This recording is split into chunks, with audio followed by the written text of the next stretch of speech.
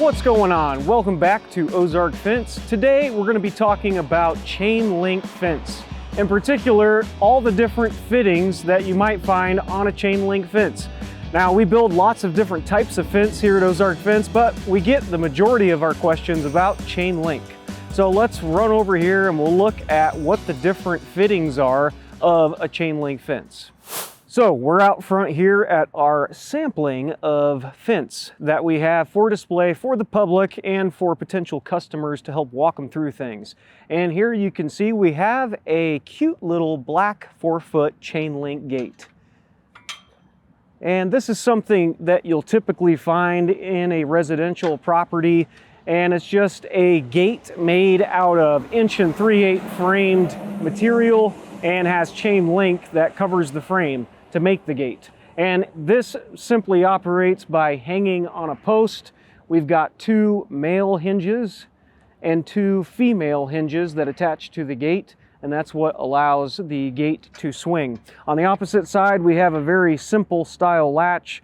This is a fork latch collar that goes around the gate frame and a simple chain link fork to connect to the other post. Now, there's lots of other types of gate hardware specifically in chain link, but for residential, that's pretty much all you really need. Just males and females and a good fork latch ought to do it. So here we are at the terminal post. What are you going to find at the terminal post? Well, you're going to find a tension bar, which is here, and that simply slides into the chain link, and then you're able to add tension to it, and you're going to secure the tension bar and chain link to the post with tension bands. Now, you notice there's a couple different style of bands. This one is a tension band, this one is a brace band, and there's a little bit of difference in between them. The tension band versus the brace band. The tension band is going to have a little bit longer of a tab so that you can fit your tension bar down in between it.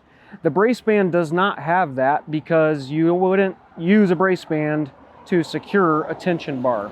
The brace band has smaller tabs, and that's so that it can be in line with the post, and the tension bands can kind of be offset to the front of the post.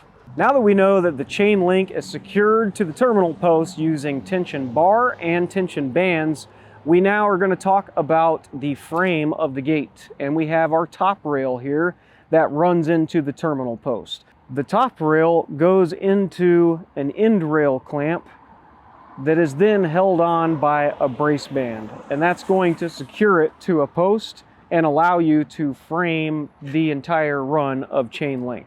And periodically, once you get your chain link up, you're going to find wire ties. Wire ties simply secure the chain link fabric to the top rail, and we like to place those every foot or so throughout the run of chain link.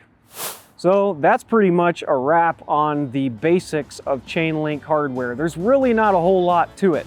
You have a few bands, whether they're tension bands, brace bands, you've got a tension bar to hold tension, and you've got some nuts and bolts to secure it all together. Let us know in the comments below if we missed any common pieces of chain link hardware. All of these fittings that you see here today are available at ozfence.store. We literally have the mother load of these for sale on our website. Go check us out. Appreciate you guys watching, and we'll catch you next week in the next video.